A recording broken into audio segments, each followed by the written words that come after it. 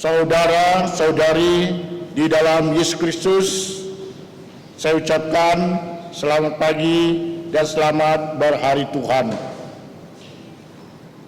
Kita akan memulai ibadah kita, kebaktian kita pada pagi hari ini kita dengan nyanyian nomor 1. Tuhan berada di bait suci-Nya.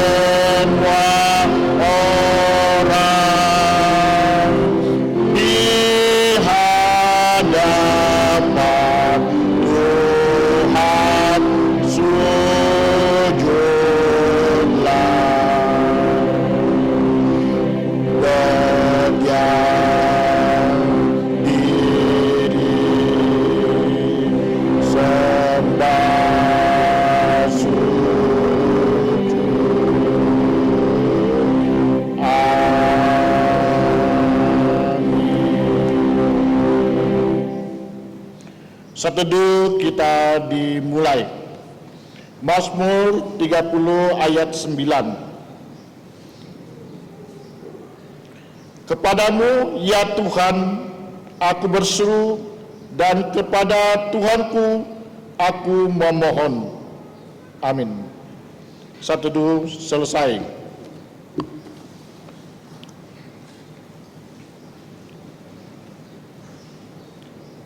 Saya persilakan jemaat itu bangkit berdiri.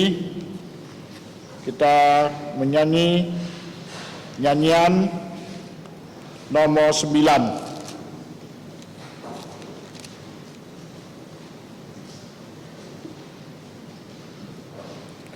Nyanyian nomor 9, umatnya pujilah.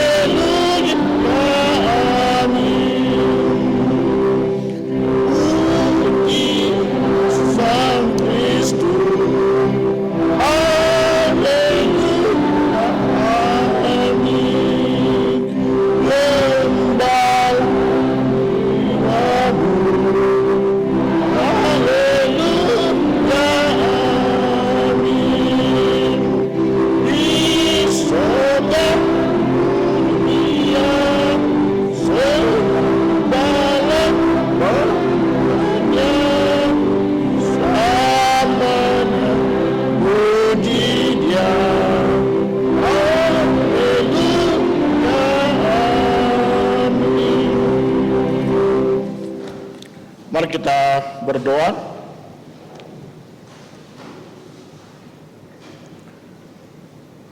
Bapa Surgawi, Allah pencipta langit dan alam semesta, kami adalah puncak ciptaan Engkau.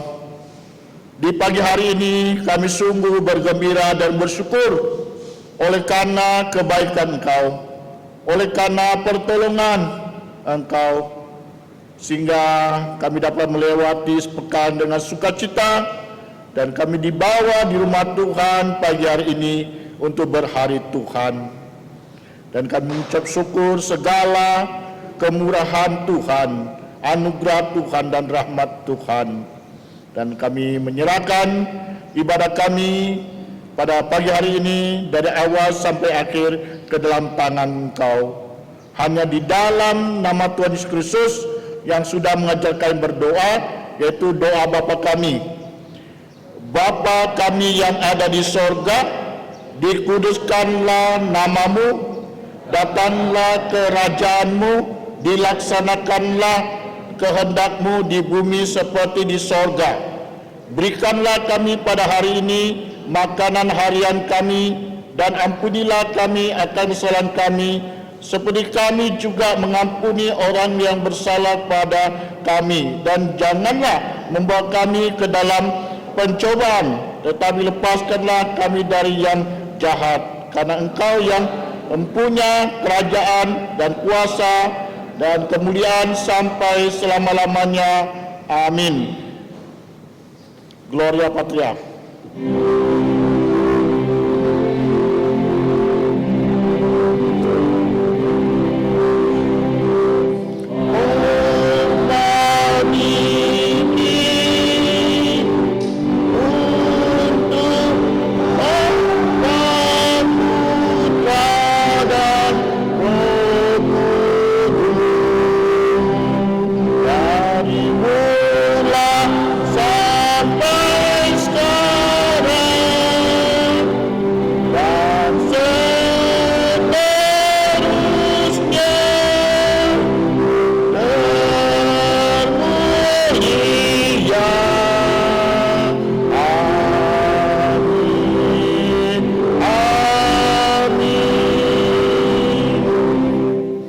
Jemaat, kami persilakan duduk kembali.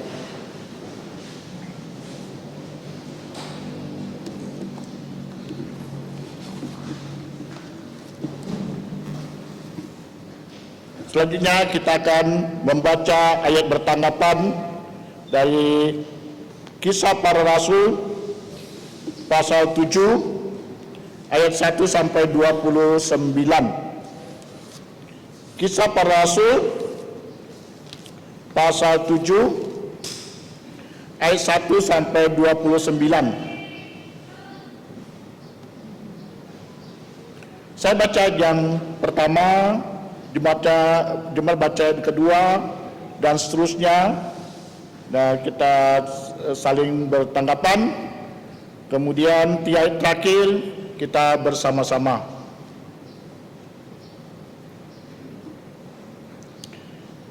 Kata imam besar, benarkah demikian? Jawab Stefanus, hai saudara-saudara dan bapa-bapa, dengarkanlah Allah yang maha mulia telah menampakkan dirinya kepada bapa leluhur kita Abraham ketika ia masih di Mesopotamia sebelum ia menetap di Haran. Dan berfirman kepadanya, keluarlah dari negerimu dan dari sanak saudaramu dan pergilah ke negeri yang akan kutunjukkan kepadamu. Maka keluarlah ia dari negeri orang Kasdim, lalu menetap di Haran. Dan setelah ayahnya meninggal, Allah menyuruh dia pindah dari situ ke tanah ini, tempat kamu diam sekarang.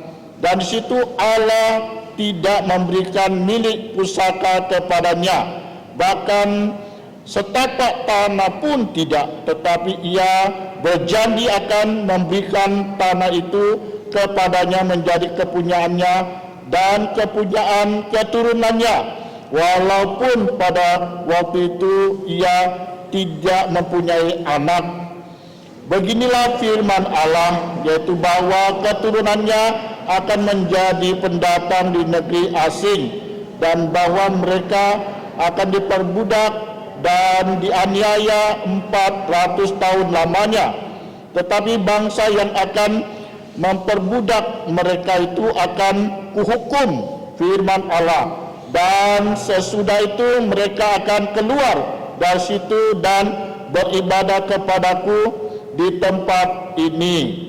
Lalu Allah memberikan kepadanya perjanjian sunat, dan demikianlah Abraham memperanakan Ishak, lalu menyunatkannya pada hari yang ke-8, dan Ishak memperanakan Yakub, dan Yakub memperanakan yang ke-12 bapa leluhur kita.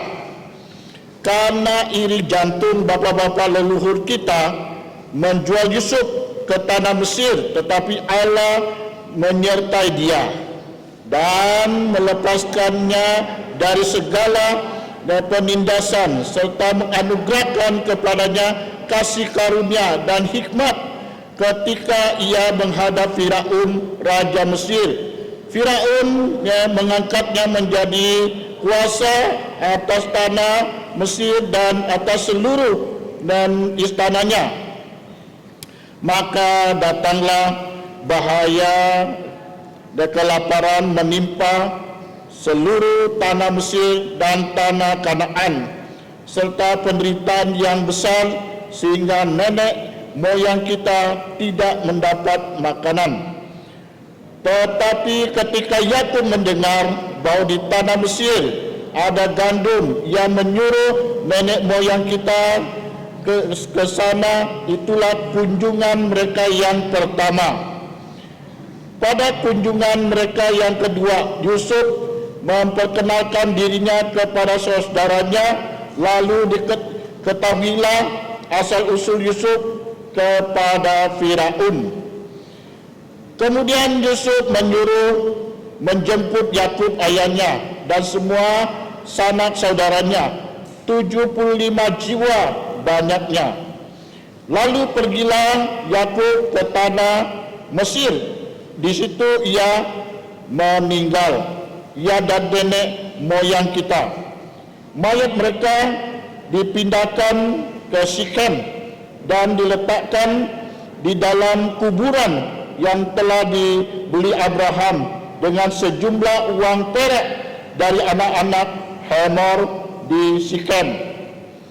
Tetapi makin dekat genapnya janji yang diberikan Allah kepada Abraham, makin bertambah banyaklah bangsa itu di Mesir, sampai bangkit seorang raja lain memerintah tanah Mesir, seorang yang tidak mengenal Yusuf. Raja itu mempergunakan tipu daya terhadap bangsa kita dan menganiaya nenek moyang kita, serta menyuruh membuang bayi mereka supaya bangsa kita itu jangan berkembang. Pada waktu itulah Musa lahir dan ia elok di mata Allah. 3 bulan lamanya ia diasuh di rumah ayahnya, lalu ia dibuang. Tetapi putri Firaun memungutnya dan menyuruh mengasuhnya seperti anaknya sendiri. Dan Musa dididik dalam segala hikmat orang Mesir, dan ia berkuasa dalam perkataan dan perbuatan. Pada waktu ia berumur 40 tahun, timbullah keinginan dalam jantungnya untuk mengunjungi sanak saudaranya, yaitu orang-orang Israel. Ketika itu ia melihat seorang dianiaya oleh seorang Mesir, lalu ia menolong dan membela orang itu dengan membunuh orang Mesir itu. Pada sangkanya saudara-saudaranya akan mengerti bahwa Allah memakai dia untuk menyelamatkan mereka, tetapi mereka tidak mengerti. Pada keesokan harinya, ia muncul pula ketika dua orang Israel sedang berkelahi, lalu ia berusaha mendamaikan mereka. Katanya, "Saudara-saudara, bukankah kamu ini bersaudara? Mengapakah kamu saling menganiaya?" Sama-sama. Tetapi orang yang berbuat salah kepada temannya itu menolak Musa dan berkata, "Siapakah yang mengangkat engkau menjadi pemimpin dan hakim atas kami? Apakah engkau bermaksud membunuh aku, sama seperti kemarin engkau membunuh orang Mesir itu?" Mendengar perkataan itu, larilah Musa dan hidup sebagai pendatang di tanah Median. Di situ ia memperanakan dua orang anak laki-laki. Amin. Berbahagialah orang yang membaca, merenungkan, dan melakukan firman Tuhan.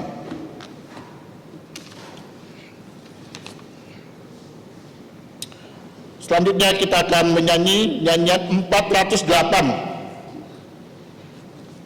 Nyanyian 408.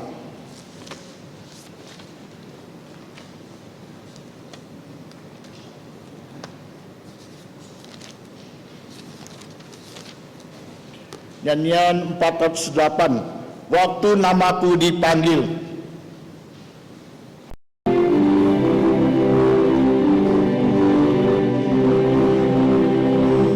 Bila tiba harinya Tuhan datang ke dunia, dengan dirinya berbunyilah, dan Tuhan kita akan datang dengan segala mulianya.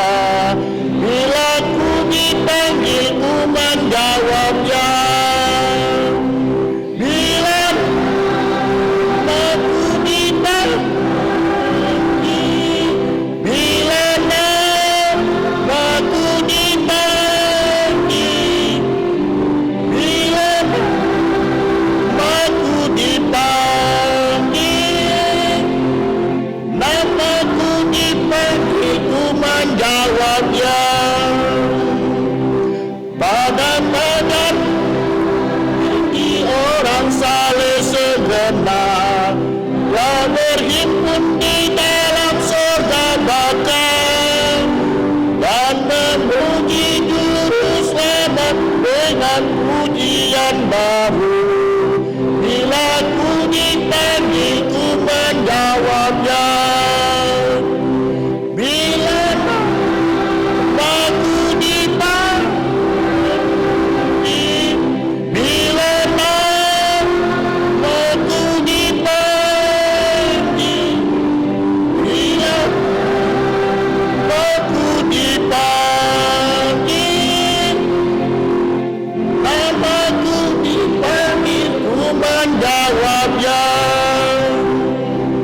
Haruslah ku kerja untuk Tuhan hingga malam gelap, dan kabarkan kasih dan anugerahnya.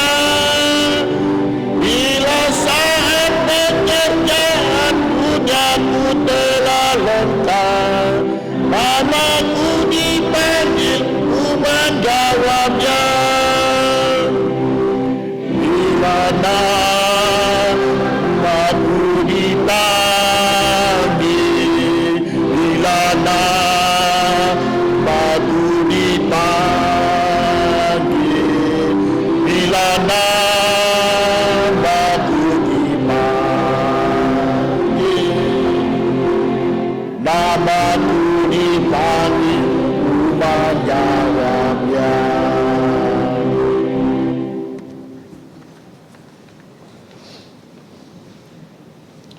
Selanjutnya ayat hafalan di dalam Wahyu pasal 12 ayat 17. Kita menghafal 3 kali secara berturut-turut. Wahyu pasal 12 ayat 17.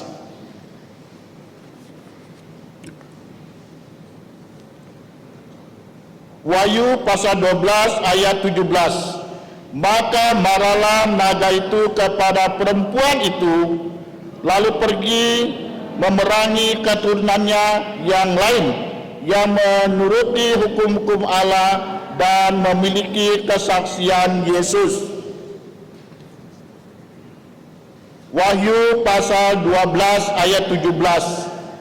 Maka marahlah naga itu kepada perempuan itu, lalu pergi memerangi keturunannya yang lain, yang menuruti hukum-hukum Allah dan memiliki kesaksian Yesus. Oke. Wahyu pasal 12 ayat 17.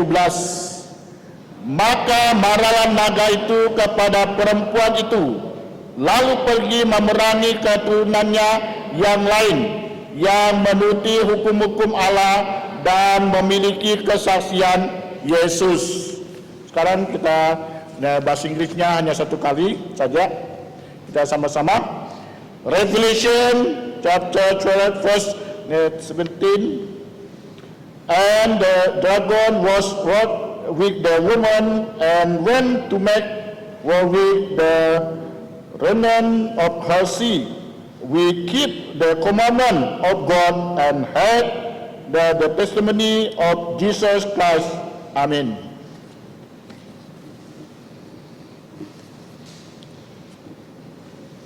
Selanjutnya adalah watak gereja, bisa lihat di halaman 4. Adapun watak gereja pada pagi hari ini sebagai berikut. Pertama, telah berpulang ke rumah Bapa di sorga, Bapak Kam Kim Pat pada hari Rabu 30 Juni tahun Tuhan 2021. Almarhum telah dimakamkan di pemakaman Yayasan Dharmapala, Desa Kapur pada Sabtu 3 Juli 2021 tahun Tuhan.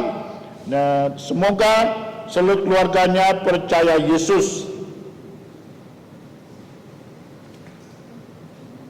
Yang kedua, doa dan puasa akan dilakukan secara sukarela mulai sore ini jam 6 sampai besok jam 6 sore. Yang ketiga, kelas pengetahuan dasar Alkitab akan dimulai bulan Agustus untuk saudara-saudari yang ingin mengikuti baptisan dewasa, reafirmasi iman, dan pindah anggota. Diharapkan bisa mendaftarkan diri. Anak-anak dari keluarga Kristen berusia minimal 12 tahun diperbolehkan untuk mengikuti reafirmasi iman. Yang keempat, gereja akan mengadakan workshop lokakarya penginjilan yang akan diadakan pada Selasa tanggal 20 Juli tahun 2021.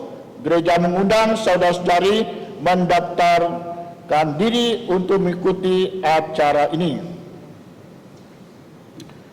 Yang kelima, sekolah minggu remaja pemuda umum diadakan sebelum ibadah umum dimulai, yaitu jam 9.15 sampai jam 9.45 untuk belajar kitab Wahyu. Harap didoakan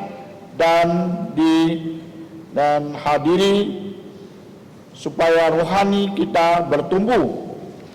Yang keenam, tolong doakan dan informasikan penerimaan murid baru TK dan SD Kristen Kalpari, sekolah trilingual, ya, tiga bahasa. Puji Tuhan, website sekolah Kristen Kalpari sudah dapat diakses di sekolah Kalpari Kristen .sch.id. Nah, mungkin ada yang pertama kali hadir, silakan memperkenalkan diri kalau yang pertama kali yang hadir. Baik, kalau tidak ada, ya gereja juga mengucapkan selamat kepada saudari. Ya, kalau ada yang pertama kali datang, dan ya kita semua senang dapat untuk beribadah bersama-sama. Selanjutnya kita akan memberikan yang terbaik untuk Tuhan. Kita menyanyi nyanyian 51. Nyanyian 51. Ku mau serahkan semua milikku.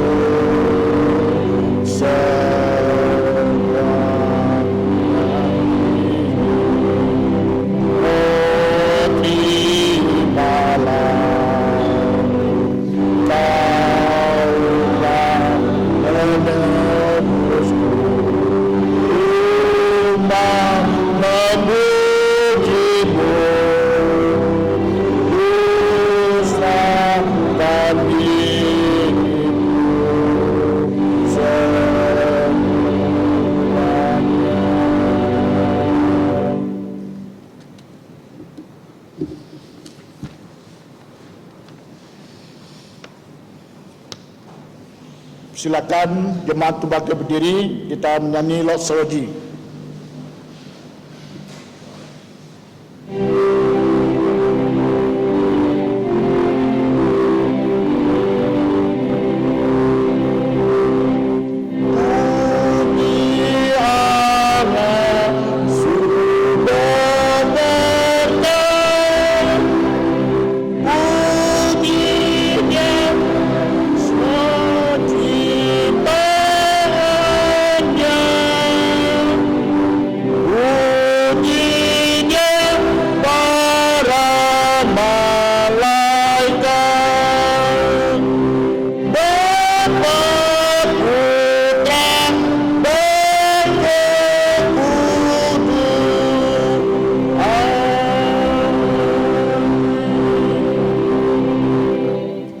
Mari kita tunduk kepala, kita berdoa.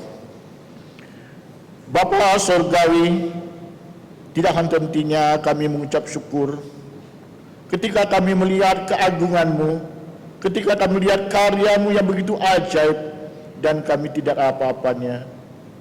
Namun pagi ini Engkau memberikan kesempatan buat kami untuk datang ke hadirat-Mu, dan kami menyerahkan persembahan kami.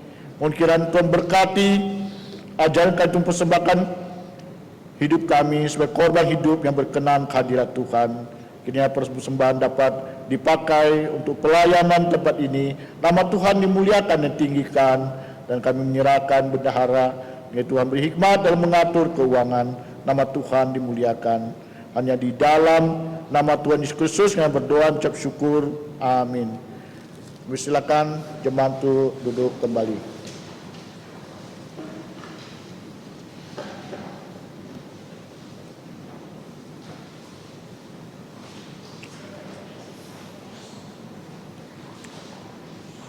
Selanjutnya, doa pengembalaan yang akan dipimpin oleh GI Peter Joksan. Khotbah juga akan disampaikan GI Peter Joksan dengan tema pengabar Injil yang berwajah seperti malaikat. Untuk selanjutnya, waktu dan tempat kami silakan dan GI Peter Joksan untuk memimpin doa pengembalaan dan sekaligus untuk menyampaikan firman Tuhan. Saudara-saudari yang saya kasih di dalam Tuhan Yesus Kristus, selamat pagi. Sebelum kita bersama-sama merenungkan firman Tuhan, mari satu kali lagi kita bersatu di dalam doa. Untuk yang leluasa, silakan berlutut. Sebelum kita berdoa, mari kita mengaku dosa-dosa kita, supaya darah Tuhan Yesus menghapus semua dosa kita dan kita dapat datang kepada Allah yang kudus. Mari kita berdoa.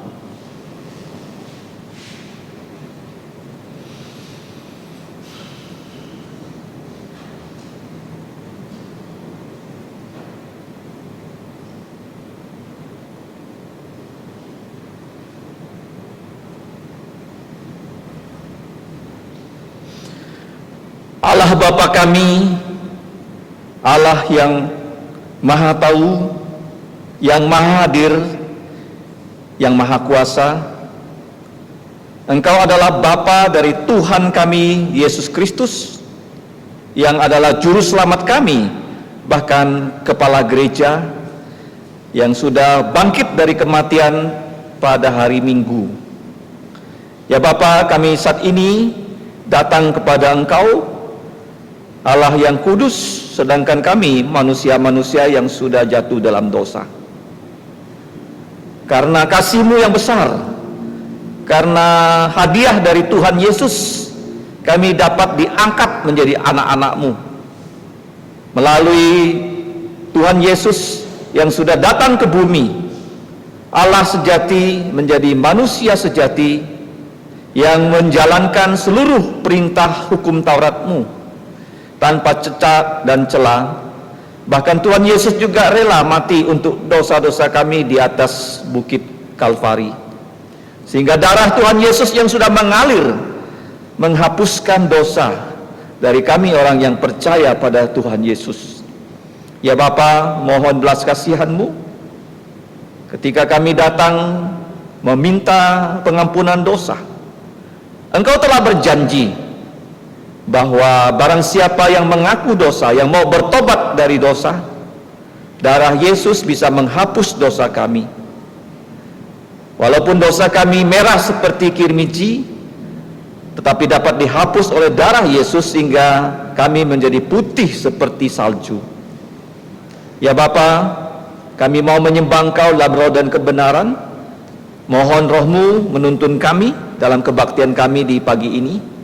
Bukan hanya di ruangan ini, tetapi juga di kelas, baik kebaktian usia indah, kebaktian anak, bahkan di rumah-rumah dari beberapa anggota gereja, mereka berkebaktian keluarga.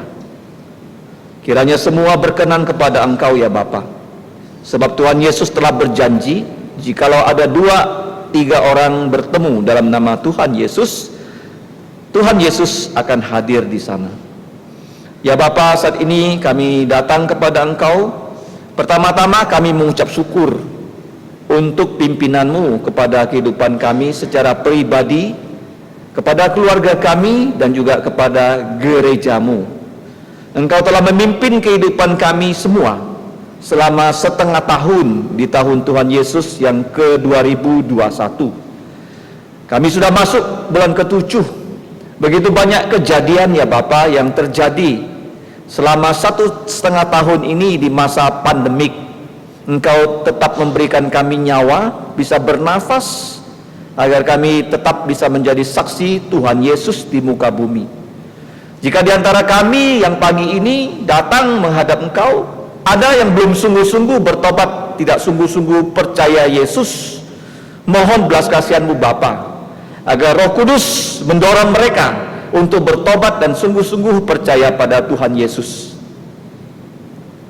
Ya Bapa, kami juga saat ini mengucap syukur bahwa Engkau telah menolong kami, bukan hanya kami di sini, tapi keluarga kami yang merantau ke tempat yang sangat jauh.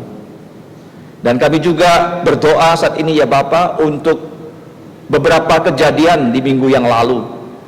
Di antara keluarga kami ada yang sudah Engkau panggil pulang ke rumah-Mu. Kiranya Engkau memberikan penghiburan melalui firman-Mu kepada keluarga yang sedang berduka, agar Injil Tuhan Yesus bisa mereka percayai, khususnya untuk keluarga dari Saudari Afi di Jakarta, dan juga keluarga dari almarhum saudara kami Kam Kim Fat. Kiranya mereka yang telah mendengarkan Injil Tuhan Yesus dalam kebaktian penghiburan, kebaktian pemberangkatan jenazah, kebaktian pemakaman, agar Roh Kudus bekerja, dan mereka yang mendengarkan bukan hanya keluarga tetapi orang-orang yayasan yang juga mendengarkan Injil Tuhan Yesus, mereka dapat percaya pada Tuhan Yesus. Ya Bapa, saat ini kami mau berdoa untuk pelayanan gereja-Mu ini, khususnya untuk saudara-saudari kami yang dalam keadaan sakit karena COVID-19. Kiranya Engkau menyembuhkan mereka. Kami juga mau berdoa ya Bapa untuk saudara seiman kami yang mengalami problema ekonomi, problema relasi rumah tangga, problema edukasi. Kami mohon Bapa, Tuhan Yesus yang selalu menolong orang yang datang meminta pertolongan, saat ini kami minta pertolongan-Mu, kiranya Engkau menolong kami. Ya Bapa, kami juga saat ini mau berdoa untuk Indonesia dalam masa pandemi COVID ini, khususnya Pulau Jawa dan Pulau Bali yang sedang PPKM. Kiranya Engkau menolong agar pandemik ini, penyebaran penyakit ini bisa dikendalikan. Ya Bapa, kami berdoa secara khusus untuk beberapa kota seperti Jakarta yang rumah sakitnya sudah penuh. Begitu banyak orang sakit yang tidak mendapatkan tempat di rumah sakit. Mohon belas kasihan-Mu. Ya Bapak, kami berdoa untuk ayah dari saudara Mung En yang sudah berusia lebih dari 90 tahun yang mengalami kelemahan tubuh. Kiranya Engkau memberikan dia kesehatan. Ya Bapak, saat ini juga kami mau berdoa menyerahkan Presiden Joko Widodo, bahkan Menteri Luhut Binsar Panjaitan yang sudah dipercaya oleh Presiden untuk menangani COVID-19 di Jawa dan Bali. Kiranya ia diberi hikmat, diberi kesehatan untuk menangani hal ini dengan baik. Ya Bapak, kami juga mau berdoa untuk Kalimantan Barat, Kota Pontianak yang juga dalam zona merah. Engkau berbelas kasihan ya Bapak. Hidup kami sedang tertekanan secara jasmani dan secara mental. Begitu banyak berita-berita yang kami dengar. Keluarga yang sakit, keluarga yang meninggal. Begitu banyak pergumulan kami Bapak. Kami tidak sanggup untuk menjalani kehidupan kalau bukan Engkau Bapa yang menolong. Jikalau di antara keluarga kami ada yang belum sungguh percaya Yesus, mohon Bapa melalui kesaksian kami mereka bisa percaya Yesus. Karena pandemi ini mengingatkan kami, Tuhan Yesus segera datang. Dunia ini bukan rumah kami. Kami hanya orang asing, pengembara yang hidup di bumi untuk bersaksi untuk Tuhan Yesus. Kiranya pelayanan gereja-Mu ini bisa membawa banyak orang bisa percaya Yesus, baik di Kuburaya, Pontianak, Sungai Raya Dalam, bahkan di Siantan, Pakailah gerejamu ini sebelum Tuhan Yesus datang untuk mengabarkan Injil ke segala tempat, supaya lebih banyak gereja-gerejamu dapat didirikan dan manusia yang binasa dapat diselamatkan. Ya Bapa, saat ini kami mau mendengarkan firman-Mu.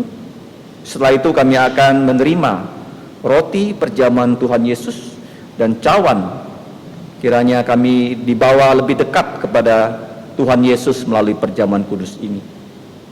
Dan kami ketika menerima roti dan cawan, kami ingat Yesus berjanji akan datang kedua kali dan menghimpun semua orang percaya dalam perjamuan kudus, bukan di bumi tetapi di surga, sebagai pengantin pria yang menikah dengan pengantin wanita, yaitu gerejanya. Kami mengucap syukur Bapa untuk janji yang suci, janji yang begitu mulia. Ketika kami bertemu Yesus dalam perjamuan kudus itu, kami akan mempunyai tubuh mulia seperti Tuhan Yesus, yang tidak akan menangis, yang tidak akan lapar, tidak akan mati, tidak akan berdosa, selama-lamanya bisa memuliakan Engkau, dan selama-lamanya kami akan hidup dengan Tuhan Yesus. Ya Bapa, sekarang kami serahkan waktu kami untuk mendengarkan firman. Kiranya Roh-Mu yang kudus menolong kami untuk memahami firman-Mu, untuk mengaplikasikan firman-Mu, bahkan memberitakan Injil Tuhan Yesus sampai Ia datang untuk kedua kali. Demikian ya Bapa, doa kami hanya di dalam nama Tuhan Yesus kami berdoa dan berterima kasih. Amin. Silakan duduk.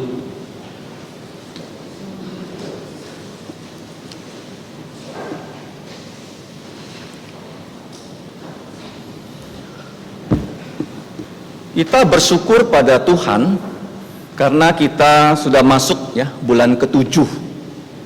Kita juga belajar dari Kisah Rasul pasal 7. Ini merupakan pasal yang paling panjang di Kisah Para Rasul.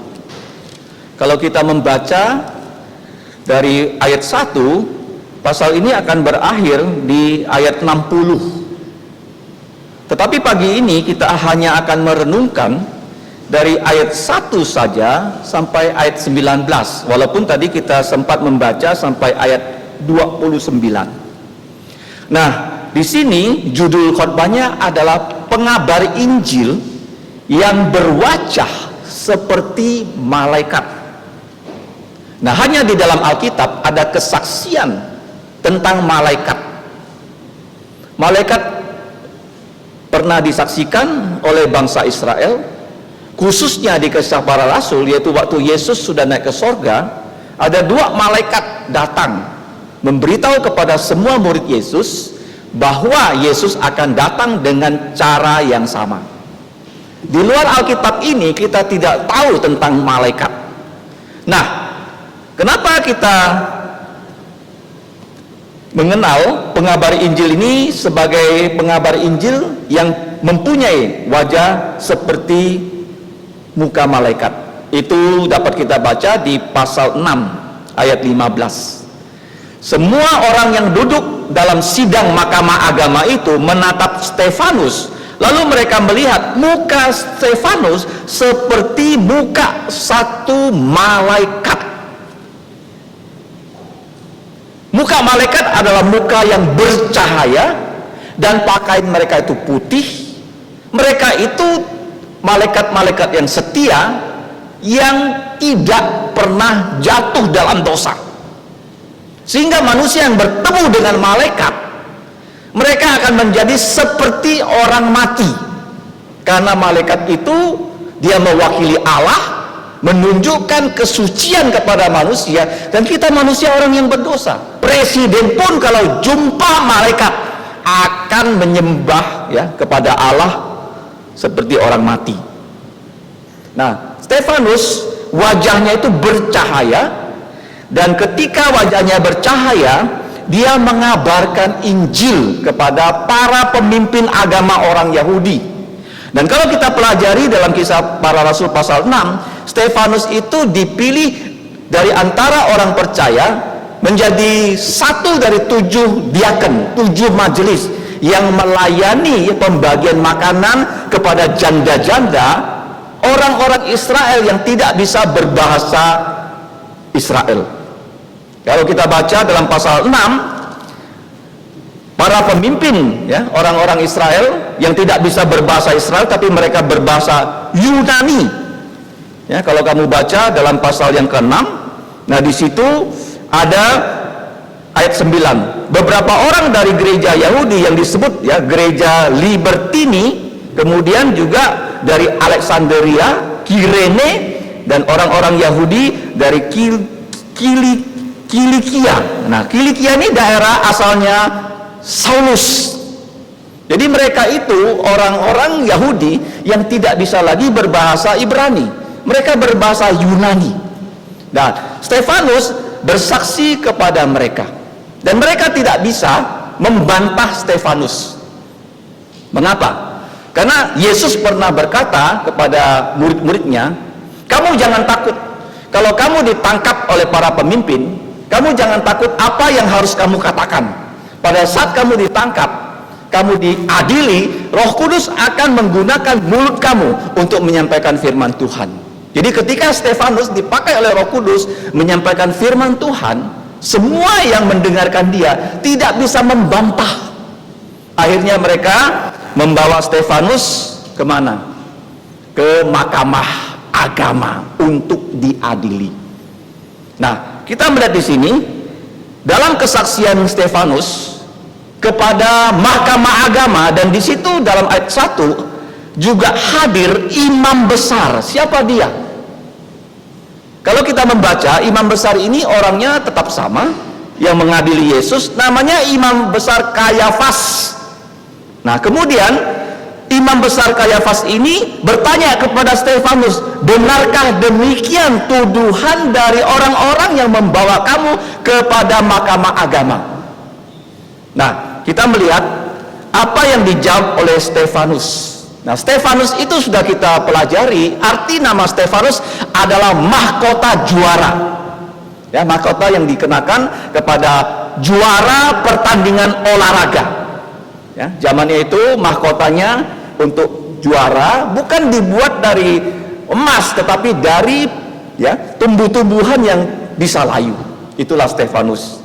Nah, kalau kita membaca dari ayat 1 sampai 60, Stefanus itu memberitakan Injil dengan bersaksi tentang 4 tokoh. Tokoh yang pertama dan kedua akan kita pelajari di pagi hari ini. Kalau Tuhan mengizinkan, minggu depan kita akan belajar 2 tokoh yang berikutnya. Tokoh yang pertama adalah Abraham. Tokoh yang kedua adalah Yusuf. Tokoh yang ketiga adalah Musa. Kemudian jangan lupa, tokoh yang terakhir yang merupakan puncak kesaksian dari Stefanus adalah Yesus. Nah, Stefanus adalah seorang majelis gereja yang mengerti kitab suci. Karena syarat dari majelis gereja, diaken, dia harus orang yang punya kesaksian yang baik di masyarakat. Yang pertama ya, terkenal baik ya, kesaksiannya baik. Yang kedua, dia harus orang yang penuh Roh Kudus dan hikmat. Penuh dengan Roh Kudus artinya dia mengerti firman Tuhan. Jadi Stefanus ketika dia berbicara kepada mahkamah agama, dia menggunakan Alkitab untuk bersaksi. Jadi dia tahu tentang Alkitab, perjanjian lama dengan baik. Dia tidak mulai kesaksiannya dari Habel. Dia tidak mulai kesaksiannya dari Nuh, ya, tetapi dia mulai kesaksiannya dari Abraham. Kalau kamu lihat di sini, jawab Stefanus, hai saudara-saudara dan bapak-bapak, dengarkanlah. Karena orang yang mendengarkan dia, yang membawa dia ke pengadilan, itu adalah semua pemimpin-pemimpin Israel dari 12 suku.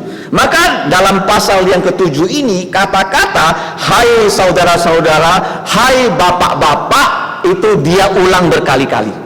Dia bukan berbicara kepada bangsa yang tidak bersunat, dia berbicara kepada orang-orang yang Tuhan sudah pilih sebagai umat pilihan. Nah, dia memulai kata-kata Allah yang mulia telah menampakkan dirinya kepada bapak leluhur kita Abraham. Kenapa dia menyapa Allahnya sebagai yang mulia? Karena wajahnya sedang bercahaya. Dia tahu wajahnya sedang bercahaya. Tidak mungkin orang melihat wajah dia bercahaya, dia sendiri nggak tahu. Kalau kamu melihat di Alkitab, ada beberapa tokoh yang wajahnya bercahaya. Yang pertama adalah Musa. Ketika dia dipanggil naik ke Gunung Sinai selama 40 hari, diberi hukum Taurat, diberi cara-cara membangun kemah tabernakel. Waktu dia turun dari gunung itu, wajahnya itu bersinar. Dan dia sampai menutup wajahnya dengan kain. Siapa lagi yang wajah bercahaya dalam Alkitab? Tuhan Yesus. Kamu kalau membaca dalam Matius pasal 17, Tuhan Yesus di atas bukit transfigurasi, dia seluruh tubuhnya berubah menjadi cahaya yang terang, lebih terang daripada matahari, lebih putih daripada benda yang paling putih. Sehingga Petrus, Yakobus, Yohanes melihat Yesus sedang berbicara dengan Musa dan Elia di situ. Dan sekarang Stefanus disebut berwajah seperti malaikat. Lebih tepatnya berwajah seperti Tuhan Yesus. Kamu sudah percaya Yesus? Kamu membaca firman, melakukan firman, lama-kelamaan muka kamu seperti siapa? Tuhan Yesus. Nah, di Amerika ada sebuah ilmu, belajar wajah manusia. Ternyata wajah manusia itu terdiri dari beratus-ratus otot.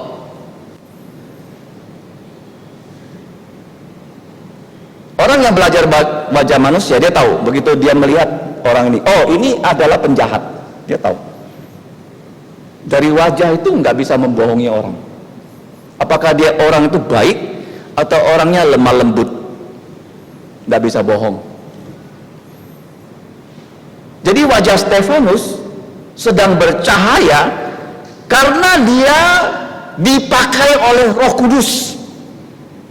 Hidup kita, kalau kita dipakai oleh Tuhan, tentu saja wajah kita akan menjadi wajah yang menyenangkan, bukan wajah yang menjengkelkan. Kalau kita rajin membaca firman, merenungkan firman, itu akan terpancar dari kehidupan kita loh. Ya, misalnya kalau orang marah, kamu tahu wajahnya marah karena mukanya itu hijau. Ya, kamu pernah lihat orang marah mukanya hijau atau merah? Ya kan? Nah, Stefanus ini waktu dia memberitakan Injil, dia bersaksi tentang dua tokoh. Nah, dua tokoh ini akan kita pelajari. Yang pertama tentang Abraham. Nah, dari kehidupan Abraham, yaitu nenek moyang dari orang Israel yang sedang mengadili Stefanus, Stefanus berkata,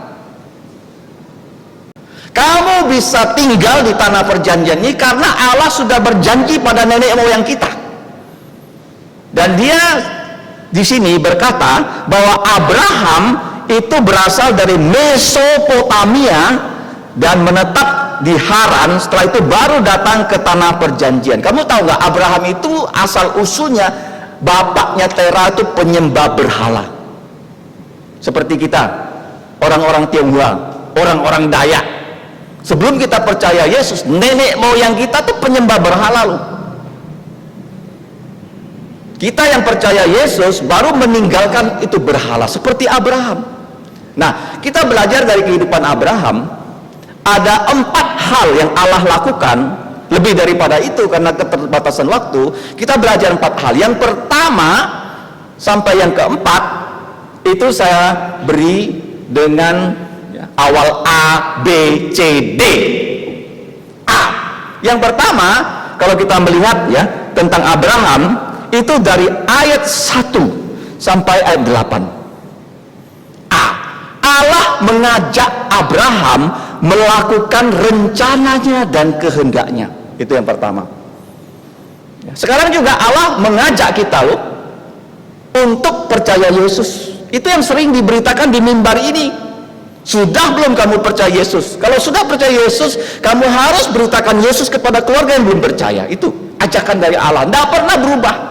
Tapi ajakan Allah kepada Abraham, mengajak Abraham melakukan rencana Allah, sehingga dari keturunan Abraham akan lahir Tuhan Yesus. Bedanya dengan kita, Abraham menurunkan Tuhan Yesus, sekarang Allah mengajak kita percaya Tuhan Yesus. Ajakannya sama. Itu yang pertama. Yang kedua, B. Abraham setelah diajak Allah diberi nama baru. Nama yang diberikan oleh bapak Abraham, Terah, kepada dia adalah Abram. Apa itu Abram? Abram itu artinya bapakku hebat, ya. Jadi orang kalau melihat Abraham, orang akan ingat Terah. Oh, kenapa Abraham begini? Oh, bapaknya itu Terah hebat. Tetapi oleh Allah namanya diganti menjadi Abraham, bapak dari bangsa-bangsa. Allah kalau memanggil kita, pasti dia mau menaikkan posisi kita. Dia ingin promosi kita. Contohnya, sebelum kamu percaya Yesus, kita ini adalah siapa? Orang-orang berdosa. Tetapi setelah kita percaya Tuhan Yesus, kita diangkat dari anak-anak Allah. Petrus dan kawan-kawan, waktu mereka dipanggil di Laut Galilea, mereka itu penangkap ikan. Tetapi setelah mereka dipanggil dan mengikut Yesus, Yesus katakan, kamu sekarang bukan lagi menangkap ikan, tapi menjadi penjala manusia. Mana yang lebih baik? Menangkap ikan atau membawa orang percaya Yesus? Tentu saja membawa orang percaya Yesus, karena mendapatkan satu jiwa lebih berharga daripada mendapatkan seluruh dunia. Kamu tahu nggak? Kalau kamu mengabarkan Injil, ada satu orang percaya Yesus, kamu lebih kaya daripada pemilik bank BCA, karena mendapatkan satu jiwa lewat kesaksian kamu. Jadi diberi nama baru yang lebih baik daripada nama yang diberikan oleh bapaknya Terah. Abram menjadi Abraham. C. Karena Abraham harus melahirkan Yesus, keturunan Abraham diberi ciri khas. Apa ciri khasnya? Kalau kita lihat ya, bangunan di seluruh Indonesia, ada satu bangunan yang punya ciri khas tertentu, di atasnya ada salib, namanya gereja, ya kan? Dan ciri khas keturunan Abraham apa itu? Di dalam gereja ada yang namanya mimbar untuk melayani Tuhan, sehingga dari mimbar ini kita diajak memuji Tuhan, kita diajak memberi persembahan. Dari mimbar ini kita diajak mengikuti perjamuan Tuhan. Dari mimbar ini juga ya, kita diajak untuk mendengarkan firman Tuhan. Ada ciri khasnya. Nah, ciri khas Abraham itu apa keturunannya? Disunat pada hari ke-8. Termasuk Tuhan Yesus disunat pada hari ke-8. Nah, di dunia ini manusia yang disunat hanya ada dua bangsa, bangsa Yahudi dan bangsa Arab. Paham ya? Dua manusia saja. Yang lain-lain ikut mereka.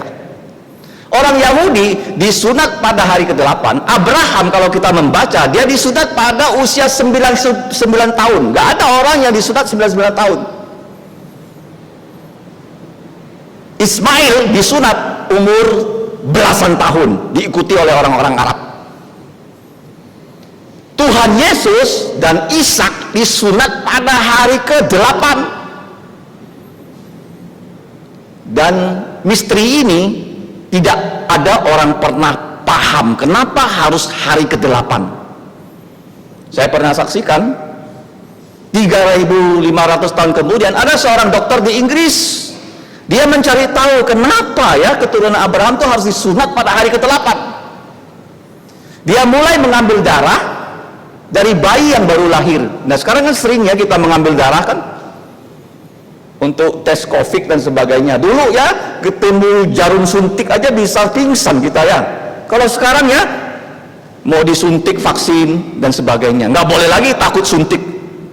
Kenapa? Ingat ya, kalau kamu disuntik, Yesus dipaku untuk selamatkan kita. Jangan tidak ada di sini yang sehat yang tidak mau divaksin ya. Kecuali kamu ya ada penyakit bawaan, nggak boleh divaksin. Paham ya? Jangan termakan hoax. Waktu kamu disuntik, ingat apa? Yesus dipaku, darahnya menghapus dosa. Nah, kenapa di sunat hari ke-8? Dokter ini di Inggris, dia mengambil darah manusia. Dia ingin melihat ya, darah manusia pada hari pertama penggumpalannya seperti apa. Ternyata sudah bisa sedikit menggumpal. Kalau disunat pada hari pertama bahaya, darah tidak bisa menggumpal, bayinya bisa mati. Hari kedua bagus, lebih bagus. Hari ketiga naik grafiknya. Sampai hari ke-8 disimpulkan darah bayi itu seperti darah orang dewasa, sudah menggumpal sampai titik paling tinggi. Ciri khas keturunan Abraham disunat pada hari ke-8. Ciri khas ya. Orang Arab umur berapa? Belasan tahun. Ya kan? Beda kan? Kenapa? Karena Tuhan yang menciptakan tubuh manusia. Dia tahu hari keberapa harus disunat. Yang waktu itu Abraham tidak pernah belajar tentang darah, tapi diberi perintah dia taat. A. Abraham diajak ya menuruti rencana Allah. Yang kedua, B ya diberi nama baru. C. Ciri khas keturunan Abraham adalah sunat. Sunat itu di gereja sekarang digantikan dengan perjamuan kudus. Gereja kalau tidak ada perjamuan kudus itu bukan namanya gereja. Jadi kamu kalau sudah umur 12 tahun lahir dari keluarga Kristen harus belajar pengetahuan dasar Alkitab dan dibaptis dewasa atau reafirmasi iman sehingga nanti bisa ikut perjamuan kudus. Karena ini menggantikan sunat dan paskah. Karena setelah kamu ya dibaptis dewasa baru kamu boleh ikut perjamuan kudus. Ingat ya, ciri khas gereja adalah ciri khas Israel rohani. Yang berikutnya, yang keempat, D. Apa itu D? Allah mengatakan kepada Abraham, kalau kita baca, keturunanmu akan diperbudak, ayat 6. Dianiaya 400 tahun lamanya di sebuah negeri yang asing. Setelah itu mereka akan dikeluarkan dari negeri itu ya, masuk ke tanah perjanjian, supaya di tanah perjanjian ini bangsa Israel beribadah, berkebaktian kepadaku di tempat ini. Jadi kita melihat dari sejarah bangsa Israel, nanti akan kita pelajari di kehidupannya Yusuf ya, bagaimana Allah membawa bangsa Israel itu ke Mesir dengan sebuah peristiwa yang luar biasa. Jadi Allah pertama ajak Abraham, beri dia nama baru, ciri khaskan keturunannya. Yang keempat, dijanjikan bahwa ya keturunannya akan menjadi budak selama 400 tahun sehingga mereka nanti dibebaskan di zamannya Musa. Ini perbuatan Allah kepada Abraham. Ada 4 hal. Nah sekarang kita akan belajar bagaimana respon Abraham terhadap apa yang Tuhan pesankan kepada dia. Yang pertama, A juga, Abraham dia atur kehidupannya untuk menuruti rencana Allah. Kalau kita melihat di sini, Abraham dari Mesopotamia kemudian pindah ke Haran. Jadi dari selatan dia naik ke utara, karena Mesopotamia ini artinya 2 sungai. Kalau kita melihat peta di Irak ada 2 sungai, sungai Efrat dan Tigris. Nah dia naik ya dari Mesopotamia, dia naik ke Haran ya bersama orang tuanya Tera, sampai Tera itu mati. Nah baru dia dari Haran dia pindah ke tanah Kanaan. Dikatakan di Alkitab, waktu Abraham disuruh ke tanah Kanaan, dia sama sekali nggak tahu keadaan tanah Kanaan seperti apa, tapi dia percaya firman Tuhan. Ya tidak seperti zaman sekarang ya, kita punya internet. Kalau kita tidak pernah ke Jakarta, kita bisa Google, oh Jakarta begini, ada Monasnya, ada Istana Presidennya, semuanya kelihatan. Zaman dulu nggak ada, tapi dia taat. Dia atur ya kehidupannya sampai bapaknya mati. Ini penting loh, orang Kristen itu selalu menghormati orang tua, orang yang lebih tua, selalu dihormati.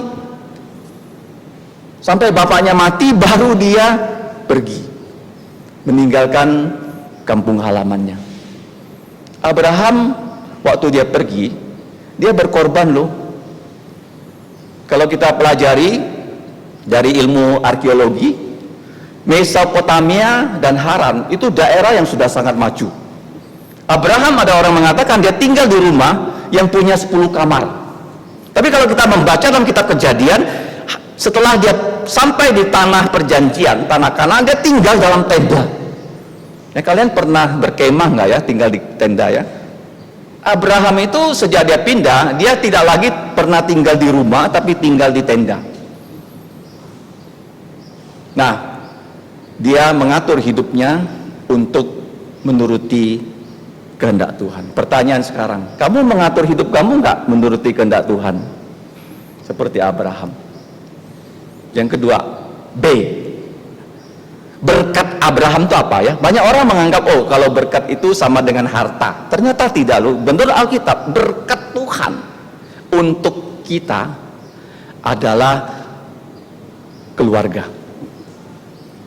Abraham diberi istri namanya Sarai, dan istrinya ini juga ya sangat taat pada Abraham. Kalau kamu baca dalam kitab Ibrani dalam pasal 11 tentang pahlawan-pahlawan iman, bukan hanya Abraham disebut imannya seperti apa, Sarah juga disebut imannya seperti apa.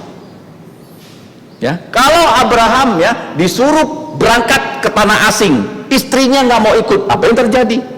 Padahal Abraham dengan istrinya panggilannya itu satu paket, bahwa dari istri Abraham ini akan lahir bangsa-bangsa yang besar. Kita bersyukur ya, Tuhan beri berkat pada Abraham berupa istri yang setia dan percaya dan beriman kepada Allah. Tetapi yang C, cuma ya, ada satu hal terjadi dengan istrinya. Ketika Abraham sudah di tanah perjanjian, ya, waktu Abraham dipanggil itu usianya 75 tahun. Dia sudah masuk ke tanah perjanjian, umurnya sudah 85 tahun, 10 tahun. Abraham itu sudah diberkati luar biasa, dia punya banyak harta benda. Dan kalau kita baca, dia punya 318 ya pegawai. Ya, kalau kita sekarang buka toko ya, punya 318 pegawai, artinya kita sangat kaya, bukan? Dia sangat kaya, bahkan pegawainya itu terlatih untuk berperang menyelamatkan Lot. Dia sudah kaya, banyak harta, banyak pegawai, tapi tak punya keturunan. Nah, Sarah cuma bilang sama Abraham, kita punya budak orang Mesir namanya Hagar, kamu kawini Hagar ya, dari Hagar keluar keturunan, itulah yang akan menjadi ahli waris kita. Tapi apa yang terjadi? Satu kesalahan itu membuat akibatnya itu sampai sekarang. Dari Hagar ini lahirlah orang-orang Arab yang sekarang selalu ya berselisih dengan keturunan Abraham orang Israel. Jadi kita kalau hidup harus waspada ya. Jangan bilang, oh memang kalau berdosa, dosa kita bisa diampuni, tapi konsekuensi dosa, akibatnya bisa panjang ya. Paham? Jadi orang Kristen jangan sembarangan dengan Tuhan. Walaupun darah Yesus bisa menghapus semua dosa kita, kamu bilang, oh nggak apa-apa lah ya, Tuhan Yesus kan akan mengampuni saya. Ngomong kotor ya nggak apa-apa, berjudi juga nggak apa-apa, mabuk juga nggak apa-apa. Nggak boleh, akibatnya itu panjang. Seperti Sarah, dia nggak tanya pada Tuhan, boleh nggak kawinkan Hagar dengan Abraham? Abraham pun nurut ya. Laki-laki kan disuruh kawin lagi pasti mau kan. Nah, itu sampai keturunan Arab sekarang bermusuhan dengan Israel yang namanya Ismail. D, apa itu D? Yang berikutnya, daya Abraham dan daya dari istrinya sudah tak ada. Abraham umurnya sudah hampir 100 tahun, Sarah itu umurnya 90 tahun. Mereka itu sudah dikatakan Alkitab, ya, Sarah itu tidak datang haid lagi, Abraham itu sudah disebut mati pucuk. Tuhan lakukan mujizat, dan Tuhan bilang sama Abraham dan Sarah, nama kamu bukan lagi Sarai, ganti jadi Sarah. Nama kamu bukan Abram tapi Abraham. Tapi kamu harus disunat Abraham, dan perjanjian ini namanya perjanjian sunat, dan semua orang yang lahir di rumah kamu, baik itu ya pegawai kamu, budak kamu, pada hari ke-8 harus disunat. Dan tahun depan Yesus bilang sama Abraham, aku datang lagi bertemu dengan kamu, kamu sudah akan punya anak laki-laki. Orang umur 100, istrinya 90 tahun, dibilang akan punya anak laki-laki. Percaya enggak? Sarah itu nggak percaya, dia tertawa seperti lelucon. Akhirnya Tuhan Yesus bilang sama Abraham, nama putramu nanti jadi Ishak. Ishak artinya ketawa, ya, kalau bahasa Indonesia masak gitu loh. Tidak ada daya. Kita juga begitu ya dalam hidup ini ya, merasa tidak ada daya, Tuhan turun tangan. Kamu jangan khawatir kalau kita tidak berdaya. Tuhan kita tuh maha kuasa. Dia berjanji sampai waktunya dia akan tepati. Yang berikutnya, ya. Elok sekali kesaksian Abraham. Apa yang paling elok dari kesaksian Abraham? Kalau kita baca dalam kitab Kejadian pasal 22, waktu Ishak itu usianya sudah remaja, Tuhan bilang sama Abraham, putra tunggalmu Ishak yang kamu sayangi, kamu bawa ke Bukit Moria, kamu sembelih dia, kamu bakar dia sebagai korban bakaran. Ini seperti geledek di siang hari bolong. Tuhan kan berjanji lewat Ishak ini akan lahir ya bangsa yang besar. Loh, tiba-tiba saya disuruh ya menyembelih Ishak, membakar Ishak. Kalau Abraham disuruh menyembelih binatang korban itu biasa. Apakah dia ragu-ragu kepada perintah Tuhan? Ternyata tidak loh. Kalau kamu baca dalam kitab Kejadian pasal 22, di situ banyak kata dan Abraham bangun pagi-pagi, dan Abraham mengambil ini, mengambil itu, dan. Artinya dia rela, nggak pernah dia bilang sama Tuhan, perintah kamu Tuhan salah, nggak. Dia rela loh. Dia lakukan sampai dia berjalan 3 hari, sampai di kaki gunung Moria. 2 budaknya bilang sama Abraham, mereka berdua tinggal di situ.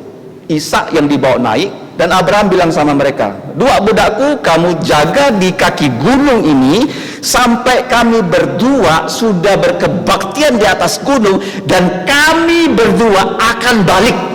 Wah, kok bisa begitu?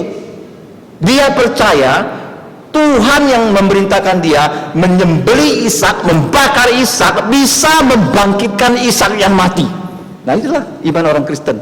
Ada kebangkitan dari antara orang mati. Kalau kamu percaya Yesus, kamu percaya dia sudah bangkit dari kematian, itulah kamu sudah punya iman. Kalau kamu belum percaya Yesus sudah bangkit, kamu belum punya iman. Itulah elok sekali imannya Abraham. Dan itu menjadi panggilan yang sangat-sangat unik di Alkitab. Alkitab itu memberi Abraham satu gelar, sahabatnya Allah. Ya, dalam surat Yakobus 2 ayat 23. Dia sama sekali tidak ragu-ragu kepada Tuhan, bahwa Tuhan bisa membangkitkan Ishak sekalipun telah dikorbankan. Itu elok kesaksian Abraham. Sekarang pertanyaannya, kita yang percaya Yesus, elok nggak kesaksian kita? Apakah perintah Tuhan kamu jalankan? Apakah kamu setiap hari setia membaca firman Tuhan? Yang terakhir, F. Family. Dari putranya dengan cucu-cucunya. Itu dia saksikan. Bukan hanya dia saksikan loh. Bahkan dikatakan oleh Alkitab, dia sampai ya bersekutu dengan dua cucu kembarnya, yaitu Esau dan Yakob di dalam tenda setelah istrinya Sarah sudah mati. Abraham itu hidup sampai 175 tahun. Jadi waktu dia mati, usia putra tunggalnya Ishak sudah 75 tahun, dan Ishak waktu dia punya dua putra kembar Esau dan Yakob, usianya 60 tahun. Jadi waktu Abraham mati, Yakob itu yang kita baca di dalam ayat yang ke-8, lalu Allah memberikan kepadanya perjanjian sunnah, demikianlah Abraham memputrakan Ishak, lalu menyunatkan Ishak pada hari ke-8, dan Ishak pun memputrakan Yakob, dan Yakob memputrakan ke-12 suku bangsa Israel. Jadi Ishak disunat hari ke-8, Yakob disunat pada hari ke-8, 12 suku disunat pada hari ke-8, dan Abraham sempat hidup bersama Yakob di dalam tenda. Apa maksudnya? Kenapa Abraham diberi panjang umur? Bukan hanya melihat Ishak itu nikah, tapi melihat Ishak yang mandul, sudah nikah 20 tahun tidak punya anak, mempunyai anak sampai usia 15 tahun. Yakob dan Esau diajak oleh Abraham ke dalam kemah. Kamu kalau sudah punya keturunan, ajak mereka ke gereja. Kamu kalau punya cucu, ajak cucu-cucu kamu bersekutu dalam kebaktian keluarga. Inilah Abraham, puncak imannya itu bukan saat dia mau menyembelih Ishak, tapi dia melihat Ishak punya dua putra, dan dua putranya itu diberi firman Tuhan oleh Abraham. Nggak ada ceritanya kalau saya sudah tua, sudah punya cucu cicit, saya nggak boleh mengajar mereka firman Tuhan. Di gereja kan banyak sekali ya pengajar firman Tuhan tuh remaja pemuda, enggak. Sampai kakek-kakek pun kita panggil mereka, anak-anak kecil, belajar firman Tuhan. Sudah belum kamu yang di rumah punya anak, punya adik? Setelah kamu mendengarkan khotbah, ada nggak kamu ajak anak-anak kecil di rumah kamu ya sama-sama baca firman Tuhan dan belajar firman Tuhan? Seperti Abraham. Contohlah Abraham, atur hidupnya mengikuti Yesus,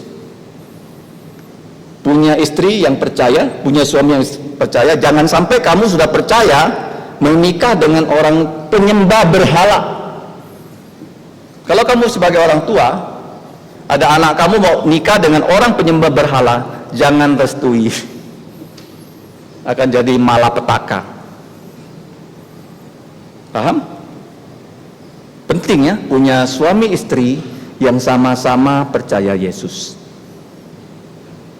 Alkitab sudah berkata, jangan punya pasangan yang tidak seimbang. C. Cuma satu kesalahan, akibatnya sampai sekarang. Nah, jangan sembarangan ya melawan firman Tuhan. Dia hanya menikah dengan budaknya, akhirnya lahir dari budaknya ini bangsa-bangsa Arab. Sampai sekarang ya orang Arab ini sama-sama keturunan Abraham tidak pernah akur dengan Israel. D. Daya kita sudah tidak ada. Tidak apa-apa. Kamu kalau merasa tak mampu, kamu merasa diri kamu miskin, tidak punya apa-apa, tetapi pada saat kita tidak berdaya, Tuhan turun tangan. Abraham itu sudah 100 tahun, sudah mati pucuk, dan Sarah itu sudah mati haid. Tuhan buat mujizat, mereka punya putra yang namanya Ketawa. Elok iman Abraham. D, E, F. Apa F? Family dari putranya, cucunya diajak sama-sama untuk tahu akan firman Tuhan. Sudah tentang Abraham ya, ada 10 hal ya. 4 hal yang Tuhan lakukan dan 6 hal ya teladan dan apa yang tidak boleh kita tiru dari Abraham. Sekarang kalau kita membaca dari ayat 9 sampai ayat 19, ada seorang yang bernama Yusuf. Kenapa Yusuf ya? Karena Allah berjanji kepada Abraham, dari keturunanmu segala bangsa akan diberkati. Nah, bagaimana caranya? Yusuf, kalau kita lihat, ada 5 hal yang hidupnya bisa kita pelajari, dan hidupnya Yusuf itu mirip dengan hidupnya Yesus. Miripnya bagaimana? Yang pertama, Yusuf dicintai bapaknya Yakub. Yesus dicintai oleh Allah Bapa. Waktu Yesus dibaptis, Allah Bapa bersuara, inilah putraku yang kukasihi, kepadanya aku berkenan, dengarkanlah dia. Sama, Yesus dicintai Bapa, Yusuf dicintai oleh Yakub. Nah, kenapa Yakub sangat cinta sama Yusuf? Kenapa Bapak sangat cinta sama Yesus? Karena Yusuf itu anak yang taat. Sedangkan ya saudara-saudaranya, abang-abangnya yang 10 orang itu hidupnya tidak taat kepada firman Tuhan, melakukan kejahatan, sehingga kejahatan mereka itu ya diketahui oleh Yusuf. Yusuf itu lapor kepada bapaknya, abang-abangku ini jahat. Yang kedua, Yusuf dibenci oleh abang-abangnya. Yesus pun dibenci oleh siapa? Pemimpin TAI. Pemimpin TAI berdosa. Mereka mengotori halaman bait Allah dengan berjualan, merampok orang yang datang kepada bait Allah, dan Yesus usir mereka, dan mereka benci sekali sama Yesus. Seperti 10 ya abang Yusuf benci sama Yusuf. Yesus dibenci oleh pemimpin agama Yahudi, tua-tua, ahli Taurat, imam-imam kepala. Yang ketiga, Yusuf dipenjara, dijual sebagai budak. Ya, dari umur belasan tahun sampai umur 30 tahun. Jadi dia belasan tahun menderita di Mesir sebagai budak. Sampai dia masuk penjara karena difitnah oleh istri Potifar. Mirip dengan apa hidup Yesus? Yesus akhirnya disalibkan, ya kan? Pada hari Jumat Agung Paskah tahun 30, Tuhan Yesus disalibkan. Seperti Yusuf ya, dimasukkan ke dalam penjara. Kemudian yang berikutnya, yang keempat, Yusuf setelah itu dipromosikan. Nah, promosinya bagaimana? Jadi waktu Yusuf di penjara, Yusuf bertemu dengan juru minum, juru rotinya Firaun. Mereka bermimpi, dan Yusuf menafsirkan mimpi mereka berdua. Dan Yusuf berkata, satu di antara kamu akan dihukum mati oleh Firaun, tetapi satu di antara kamu akan dikembalikan ke posisi semula oleh Firaun, menjadi juru minumnya Firaun. Pada saat kamu kembali kepada Firaun, kamu kasih tahu Firaun saja bahwa Yusuf ini masuk di penjara karena difitnah. Yesus kenapa disalib? Karena difitnah oleh pemimpin TAI. Dia tidak ada dosa, dia menanggung dosa-dosa kita. Sama dengan Yusuf. Jadi waktu juru minum raja itu kembali kepada Firaun, siapa yang lebih berkuasa dari Firaun di Mesir? Nggak ada kan? Dan pemimpin itu, juru minum raja, lupa kepada Yusuf. Ya, kadang-kadang kita ditolong orang, kita lupa orang menolong kita. Ya, seperti anjing gitu. Ya, sudah dikasih makan oleh majikannya, malah dia gigit majikannya kan? Ada kan anjing begitu kan? Kalau orang Tionghoa bilang tuh anjing yang gigit majikan tuh momuikewa. Ya, bahasa Hakka ya. Anjing yang tak ada ekor. Jadi dia ditolong oleh Yusuf. 2 tahun dia lupa sama Yusuf. Nah, bagaimana sampai dia ingat kepada Yusuf? Jadi Firaun itu bermimpi. Dia bermimpi tentang ya hal yang Tuhan akan lakukan di Mesir dan tanah Kanaan. Semua orang Mesir nggak bisa artikan mimpi dia. Baru pada saat problem itu terjadi di istana, juru minum itu bilang sama Firaun, aku pernah ketemu dengan seorang di dalam penjara. Dia menafsirkan mimpi saya dan mimpi kawan saya persis. Juru roti mati, engkau hukum, saya juru minum kembali lagi bertugas sebagai juru minum. Akhirnya Yusuf dikeluarkan dari penjara, menjelaskan arti mimpi kepada Firaun. Itu bukan sembarang mimpi loh.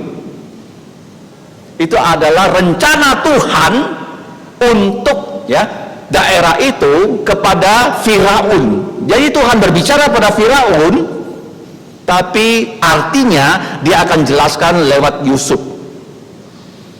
Mimpinya adalah 7 tahun masa subur di Mesir. Panennya begitu luar biasa di Mesir. Setelah 7 tahun itu kelaparan. Dia bilang sama Firaun begitu. Setelah dia bilang pada Firaun begitu, Yusuf bilang, tunjuk satu orang menjadi penguasa untuk melakukan tugas menghandle situasi seperti ini. Ya, dia nggak hanya bilang arti mimpi, dia bilang tunjuk satu orang. Nah, kira-kira Firaun punya pikiran siapa yang bisa menangani? Dia tunjuk Yusuf. Kamu mulai hari ini jadi orang yang hanya di bawah aku. Tidak ada di Mesir ini orang yang di atas kamu. Seperti Yesus. Yesus disalibkan, pada hari ketiga dia bangkit dari kematian. Sama dengan Yusuf. Kenapa Yusuf diangkat jadi Perdana Menteri? Karena dia akan melakukan pengumpulan semua panen selama 7 tahun. Tetapi setelah 7 tahun dia bisa keluarkan panenannya itu untuk Mesir dan Kanaan yang kelaparan. Jadi waktu kelaparan di sini kalau kita baca, Yakub mendengarkan ada makanan di Mesir. Dia kirim abang-abang Yusuf membeli makanan di situ dan mereka pulang. Mereka tidak tahu itu Yusuf yang mereka jual, yang mereka telah hampir bunuh. Baru kedua kali makanannya habis, Yakub bilang, kamu harus ke sana. Mereka bilang, mana bisa kami ke sana? Dia kan pesan, bawa adik kamu yang paling kecil. Padahal Yakub paling senang sama adik Yusuf yang satu-satunya, Benyamin, yang lahir dari satu ibu, karena Yusuf sudah dianggap mati oleh Yakub loh. Akhirnya diizinkan oleh Yakub membawa Benyamin ke Mesir. Sesampai di Mesir, Yusuf sudah tak tahan. Dia baru di depan abang-abangnya mengakui dia adalah Yusuf. Setelah itu dia menangis luar biasa. Dan tangisan Yusuf kalau kamu baca dalam kitab Kejadian, kedengaran sampai istana. Dan Firaun baru tahu siapa itu Yusuf.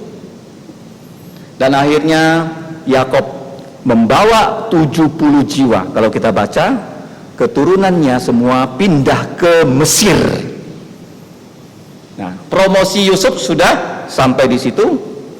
Yang kemudian kenapa Yusuf itu menjadi penguasa? Karena Tuhan ingin semua keturunan Yakub dalam waktu 400 tahun dari 75 jiwa menjadi 2 juta jiwa, yang pada saat dipimpin Musa minggu depan akan kita pelajari, balik ke tanah Kanaan sudah bisa memiliki tanah. Ada tanah, kalau nggak ada orang mana bisa jadi satu negara. Tanahnya ada, rakyatnya sudah jutaan, diberi hukum Taurat, diberi pemimpin, itu menjadi satu negara Israel. Dari situ akan lahir Tuhan Yesus. Kamu lihat ya, rencana Allah itu begitu komplit loh. Dia bawa orang Israel ke tanah Kanaan, karena di tanah Kanaan itu bahaya. Kalau orang Israel tetap hidup di tanah Kanaan, mereka akan kawin campur dengan penyembah berhala. Tetapi waktu dibawa ke Mesir, orang Mesir itu melihat orang Israel sebagai orang hina. Kenapa? Karena orang Israel kerjanya sebagai gembala, ya, peternak. Orang Israel itu tidak menikah campur dengan orang Mesir, sehingga dalam waktu 40 tahun 75 jiwa menjadi 2 juta manusia. Ya, karena mereka harus kembali ke tanah perjanjian. Dari situlah kalau kita baca selama 1500 tahun dari zaman Musa sampai Tuhan Yesus. Tuhan Yesus lahir dari anak darah Maria. Jadi yang terakhir sebelum Yusuf mati, Kalau kita buka, mari kita buka Kejadian pasal 50 ayat yang ke-25. Lalu Yusuf menyuruh anak-anak Israel bersumpah, katanya, tentu Allah akan memperhatikan kamu. Pada waktu itu kamu harus membawa tulang-tulangku dari sini Mesir, ya. Kemudian matilah Yusuf berumur 110 tahun, mayatnya dirempah dan ditaruh dalam peti mati di Mesir. Dia bilangnya, saya akan mati tapi saya tidak mau ya dikubur selamanya di Mesir, dan satu saat waktu kalian orang Israel pergi dari Mesir seperti yang dijanjikan Allah kepada siapa? Abraham. Jadi Abraham itu bercerita pada Ishak, ada janji Allah bahwa keturunan orang Israel akan menjadi budak di Mesir selama 400 tahun. Itu masuk ke dalam otaknya Yusuf. Firman Tuhan kalau kamu dengar, jangan sampai di gereja kamu ngerti, pulang keluar udah habis. Yusuf itu ingat firman Tuhan yang disampaikan oleh siapa? Ya, bukan bapaknya, bukan kakeknya, kakek moyangnya Abraham, Kiathaya. Abraham, dia ngerti bahwa orang Israel memang akan ada di Mesir, tapi selama 400 tahun. Satu hari Yusuf akan tulangnya dibawa. Mari kita lihat ya, dalam kitab Yosua. Perintah ini sampai ke Musa. Musa tidak boleh masuk ke tanah perjanjian, dan Musa berpesan pada Yosua, dan Yosua melaksanakannya dengan baik. Yosua pasal terakhir ayat 32. Tulang-tulang Yusuf yang dibawa orang Israel dari Mesir dikuburkan mereka di Sikem, di tanah milik yang dibeli Yakub dengan harga 100 kesita dari putra-putra Hermon, bapak Sikem, dan yang ditentukan untuk Bani Yusuf menjadi milik pusaka mereka. Ini daerah Sikem. Kalau kamu baca waktu Yesus melayani perempuan Samaria dalam Injil Yohanes pasal 4, itulah daerahnya. Tulang Yusuf dikubur di situ. Nah, sekarang apa miripnya hidup yang satu ini dari Yusuf dengan Tuhan Yesus? Tuhan Yesus sebelum dia mati, dia memberikan perjamuan kudus. Lakukanlah perjamuan kudus ini sesering mungkin. Ya. Gereja mula-mula setiap hari Minggu mereka berperjamuan kudus. Yang kedua, sebelum Yesus naik ke sorga, apa pesan Yesus? Segala kuasa sudah ada di tanganku. Mari kita baca ya sebagai ayat penutup. Injil Matius pasal terakhir ayat 18 sampai ayat 20. Ayat-ayat ini harus kita hafal ya di luar kepala. Yesus mendekati mereka dan berkata, kepadaku telah diberikan segala kuasa di sorga dan di bumi, karena itu pergilah, jadikanlah segala bangsa muridku dan baptislah mereka dalam nama Bapa dan Putra dan Roh Kudus, dan ajarlah mereka melakukan segala sesuatu yang telah kuperintahkan kepadamu, dan ketahuilah aku menyertai kamu senantiasa sampai kepada akhir zaman. Amin. Yusuf berpesan kepada orang Israel beberapa ratus tahun yang lalu, dan orang Israel melakukannya persis seperti yang Yusuf katakan. Kenapa Yusuf berpesan begitu? Karena pesan ini adalah pesannya Tuhan. Beratus-ratus tahun tetap bisa dilaksanakan. Sekarang Yesus sudah berpesan kepada para rasul, orang percaya, kabarkan Injil ke seluruh bumi. Dan Yesus sekarang sudah naik ke surga berapa lama? 1991 tahun. Adakah perintah itu bisa dijalankan? Bisa. Pertanyaannya, adakah kita di sini mau menjalankan perintah itu? Kalau kita mau jalankan, pasti bisa dijalankan. Pesan ini tidak boleh tidak diteruskan. Saya dan begitu banyak pemimpin di gereja ini sekarang bisa saja mati. Tapi kalau kalian tidak dilatih mengabarkan Injil, kami ini ya, pada satu saat mati, siapa yang teruskan pemberitakan Injil? Pesan itu nggak bisa terus. Jadi Yusuf berpesan, generasi ini terima, dilakukan. Nah, Injil itu apa? Injil itu 4 buku ya. Matius, Markus, Lukas, Yohanes. Ingat ya? Injil itu 4 poin. Makanya bulan Juli nanti ya, saya berharap kita semua di sini bisa ikut pelatihan pengabaran Injil. Apa itu 4 poin Injil dalam 1 Korintus 15? 1. Kristus sudah mati untuk dosa-dosa kita. Kedua, dia sudah dikubur. 3. Kristus sudah bangkit pada hari ketiga sesuai kitab suci. Yang keempat, Kristus menampakkan diri. Injil 4 buku, Injil 4 poin, Injil juga 4 perintah. Pergilah kamu, perintah pertama. Yang kedua, jadikanlah segala bangsa muridku. Ketiga, baptislah. Keempat, ajarlah. Jadi pesan ini seperti pesan Yusuf ya, kepada orang Israel beratus-ratus tahun yang lalu berhasil dilakukan. Yesus pun berpesan yang sama. Dan dia ingin kita melakukannya. Kalau kita punya niat, Tuhan akan buka jalan. Ya, pada zaman sekarang pemerintah itu ingin mencegah orang jangan sampai mati karena COVID-19. Di Jakarta banyak orang yang sakit COVID tidak bisa dapat rumah sakit karena penuh. Ya, kemarin saya dapat berita dari seorang kawan yang pernah memberikan persembahan kepada gereja kita, yaitu CCTV dan jet washer. Jadi berita yang saya terima, dia kena COVID dan oksigennya turun. Dia mencari rumah sakit, tidak dapat tempat, ya, padahal dia masih sangat muda. Dan saya sempat ya berkomunikasi dengan saudara Ahok. Dan Ahok membantu dia karena ada rumah sakit di bawah Pertamina. Apakah dia masuk ke situ saya tidak tahu, karena rumah sakit Pertamina itu juga menangani COVID. Ahok mengatakan kirim kepada saya WA dari tes swabnya, dan saya akan minta ya, dokter dari rumah sakit Pertamina untuk menghubungi keluarga itu. Sekarang kita berusaha mencegah jangan ada orang mati, jangan ada orang sakit. Kita punya tugas lebih penting loh, bukan hanya protokol kesehatan loh. Kabarkan Injil, selamatkan orang, jangan sampai mati di neraka. Ada nggak kamu beritakan Injil Yesus kepada orang?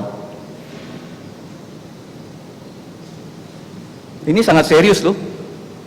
Kalau kamu berhasil memberitakan Injil, ada satu orang karena anugerah Yesus percaya pada dia diselamatkan, itu lebih berharga daripada 1 juta manusia yang tidak mati karena COVID. Paham ya? COVID ini membuat orang takut mati kan?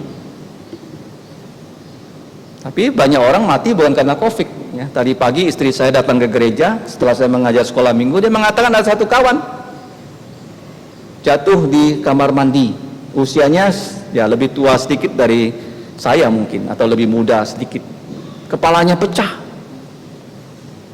dan dia berpulang ke rumah Allah Bapa. Puji Tuhan dia sudah percaya Yesus. Kematian itu bisa menjemput manusia, tetapi kematian di neraka lebih mengerikan. Jadi kalau kamu baca COVID, jangan lupa ya di pikiran kamu, selamatkanlah jiwa dengan Injil Yesus. Ya.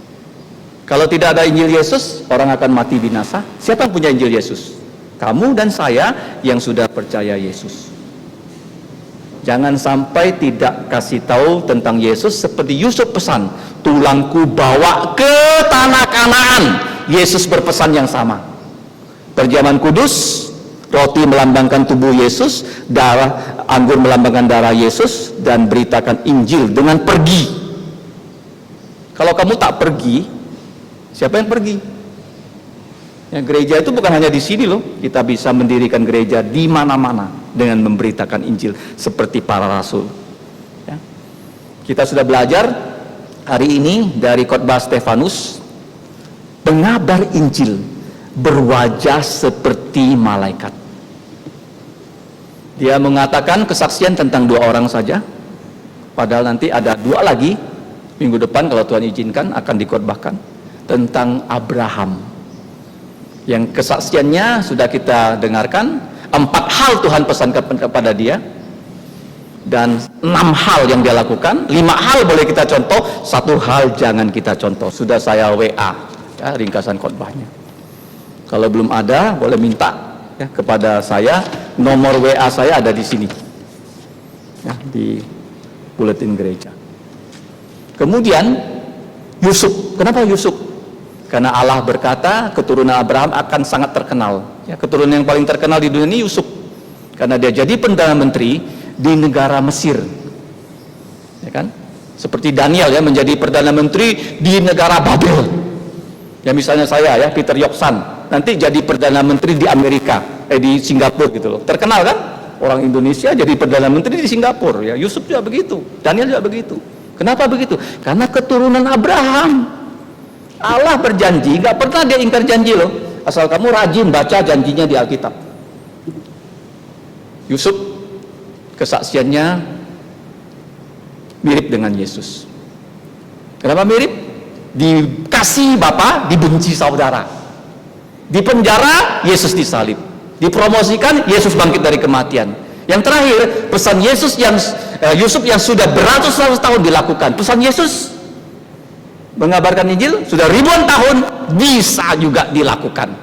Ya asal kamu beritakan Injil, pasti ada orang percaya Yesus melalui kesaksian kamu dan kesaksian kita bersama. Mari kita berdoa. Bapa kami di surga, sungguh luar biasa dan maha kuasa firman-Mu. Kami mengucap syukur melalui kesaksian Stefanus yang penuh dengan Roh Kudus. Kami bisa belajar pelajaran rohani tentang Abraham yang Engkau berikan iman, dan juga Yusuf untuk melakukan kehendak-Mu di muka bumi. Demikianlah Bapa, kami pada hari ini yang telah mendengarkan firman-Mu, ada ajakan dari Tuhan Yesus supaya kami semua percaya Yesus seperti Abraham. Kiranya kami semua dapat percaya Yesus. Dan kami yang sudah percaya Tuhan Yesus juga mau menjadi saksi Tuhan Yesus di akhir zaman ini. Ya Bapa, ampunilah segala dosa dan pelanggaran kami, kalau kami dalam hidup kami yang lalu tidak dengan sungguh-sungguh menjalankan semua perintah-Mu. Tolonglah kami ya Bapa, di masa depan kami mau menjadi orang-orang yang taat seperti Abraham dan juga Yusuf, bahkan Stefanus. Demikianlah doa kami ya Bapa, yang kami naikkan dengan ucapan terima kasih. Hanya di dalam nama Tuhan Yesus Kristus kami berdoa. Amin. Selanjutnya kita akan mengikuti perjamuan kudus. Terima kasih. 感謝主恩典，這個唐有上帝嘅寶貴信息在見到神嘅時候，當然嘅話能夠前面嘅腳前咧定如何去講神法嘅力量。 Kita bersyukur telah mendengarkan firman Tuhan. 接下來節目是個就愛嘅經驗主嘅太愛，其實咪沙神留下俾了是個每個人嘅買數是個每個人能夠成為嘅忠實嘅義務來並照嘅天國嘅道路，這個來創始將大家辦開心叫嘅時個。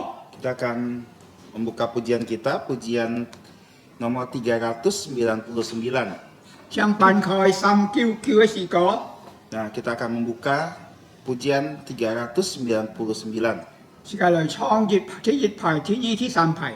Dan kita akan menyanyikan pujian ayat 1, 2, dan 3.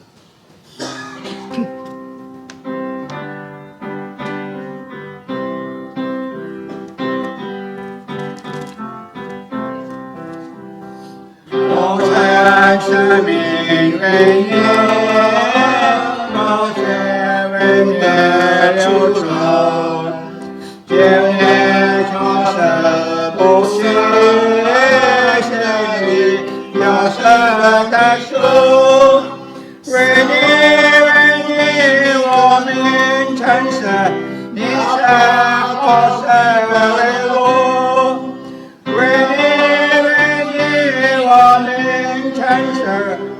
subscribe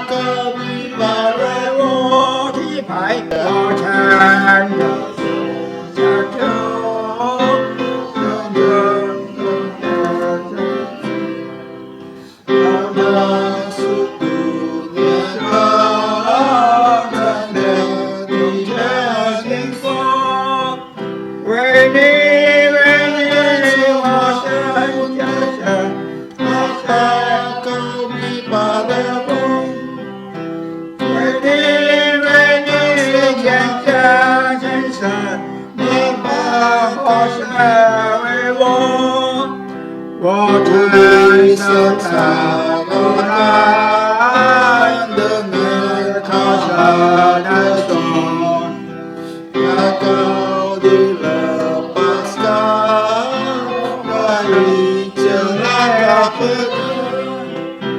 为你我生成神，你是好神为我。为你我生成神，好神为我。接下來將大家翻開自己先見，先約先見，哥林多前書第11章23到29節。哥林多前書11章23到29節。 Kita akan membuka Alkitab kita dari 1 Korintus pasal yang ke-11 ayat yang ke-23 sampai 29. Là người xem chủ đề cái bà bù này, dàn heo Zakaria chọn thọ chủ đề cái dĩ nghị bù này. Chẳng thấy cả thang ngày chủ ấy bà bù này. Có liên tố前書第11章23節到29節là những記載. Mà當日傳給你們的人係從主梁所的，就係主耶穌被賣的那日子，那些餅來捉吃了，就撇開說。 這是我的身體為你們灑的，你們應當如此行，為的是紀念我。然後又照樣拿起杯來，說這杯係用我的血所立的新約。你們每逢喝的時候，要如此行，為的是紀念我。你們每逢吃這餅喝這杯，係表明主的死，是等到他來。 所以無論何人，無論按食做嘅餅喝做嘅杯，就係干犯主嘅sin，主嘅血了。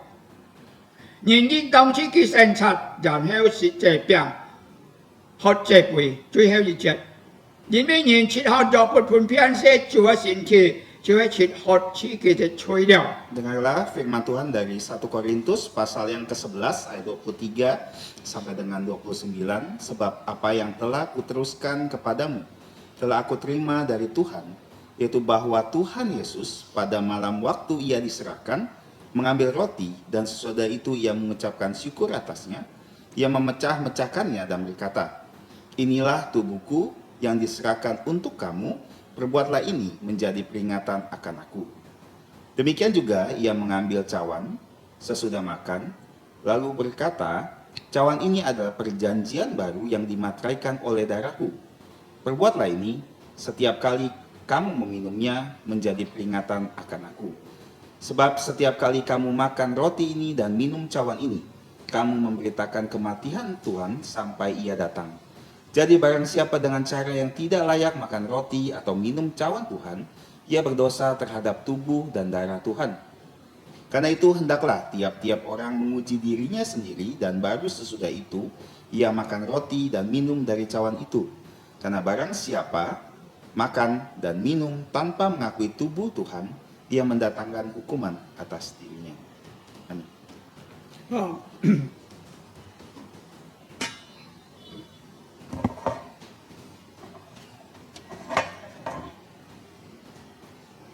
當主耶穌佢喺個時候最後一班嘅時候，喺嚟講佢隔條嘅門徒，而最後一撇了嚟嘅門徒，再進到天家。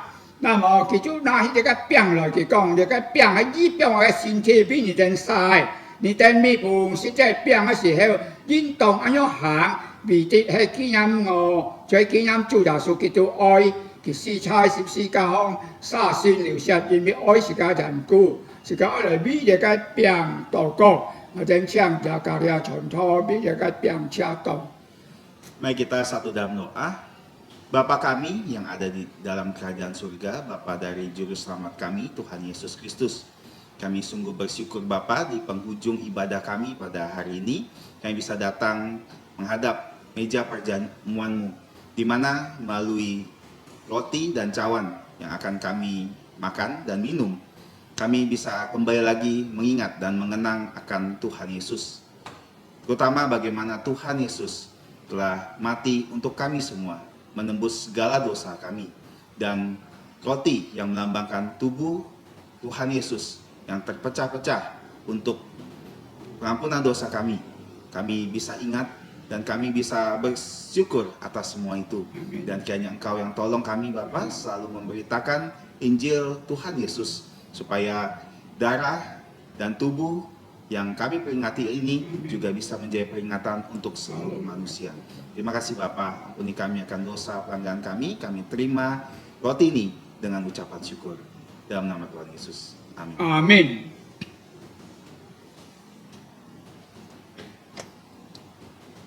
如果你宿舍了啊，这种期末就变拿到那个面前的时候，你站立起来，你是个祷告，每一次你呢做是个吹去做三面是个吹，坚固是个每个人信心来奔跑，前面来套路。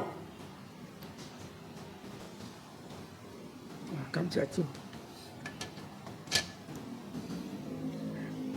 是個存著感恩的心來感謝主的慈愛，是個愛來良書嚟個病，以表主的身體，必是個破碎的，讓是個每個人食了嘅病以後，是個信心更加嘅堅固，忠心來跟隨是個嘅主，是個存著感恩的心來支持良書嚟個病。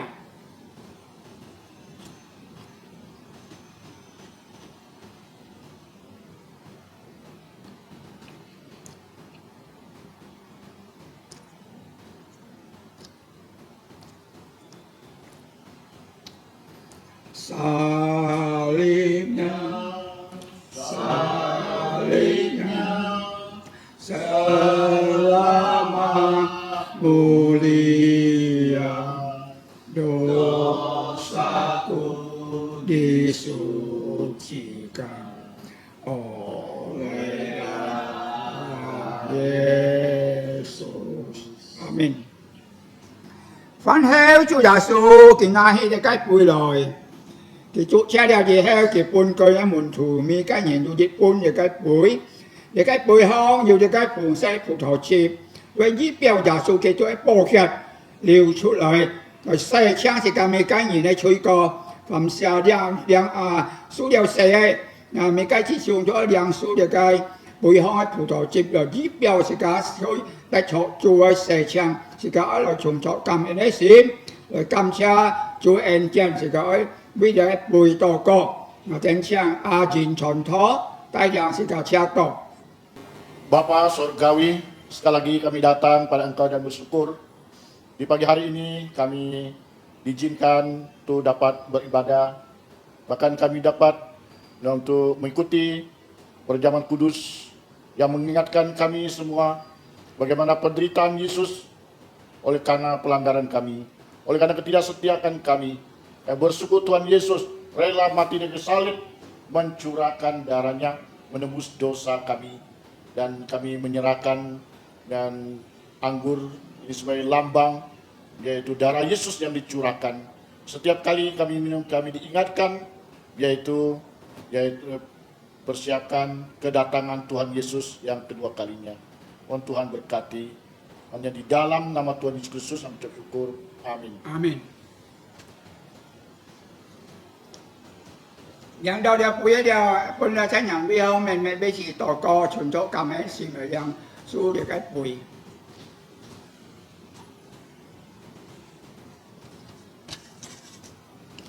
Sẽ cả cảm ơn Chúa, kính ám sẽ cả những kêu kỳ hàng để cái xin tròn, bây giờ cả cái nhắm Chúa thấy ở sẽ cả chuẩn chỗ cảm ơn xin người cảm ơn Chúa sẽ cả yang su được cái bùi.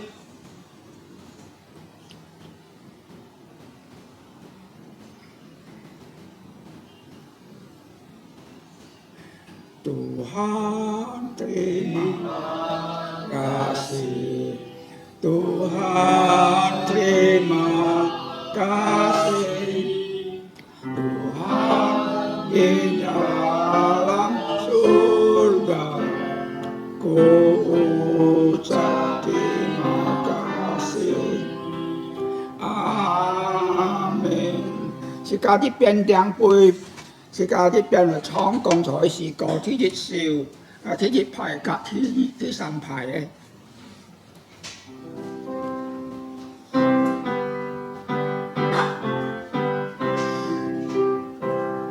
我唱生命为你生的流冲，有你重生不生。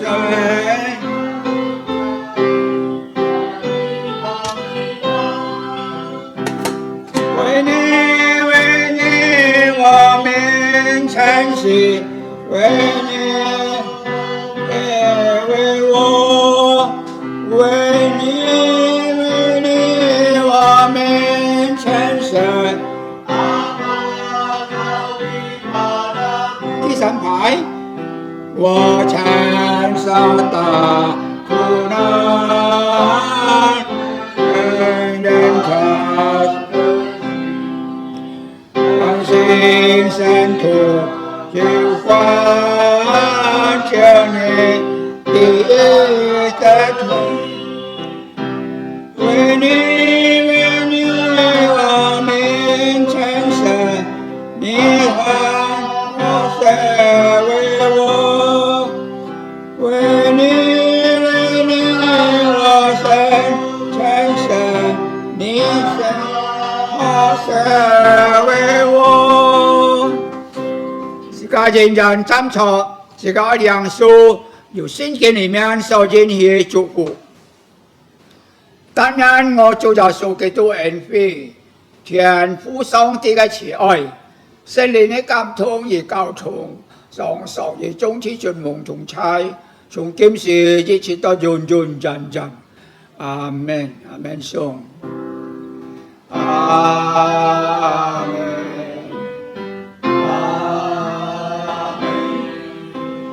阿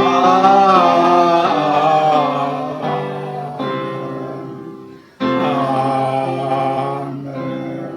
相處密多山飛，人上帝祝福大家。最後時間來唱一首呢個詩歌，人主師傅。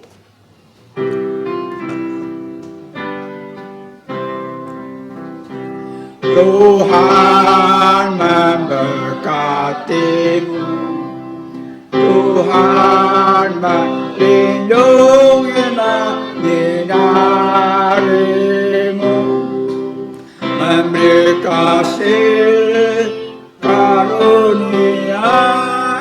Tuhan menyinarimu dengan wajahnya, memberi kasih karunia,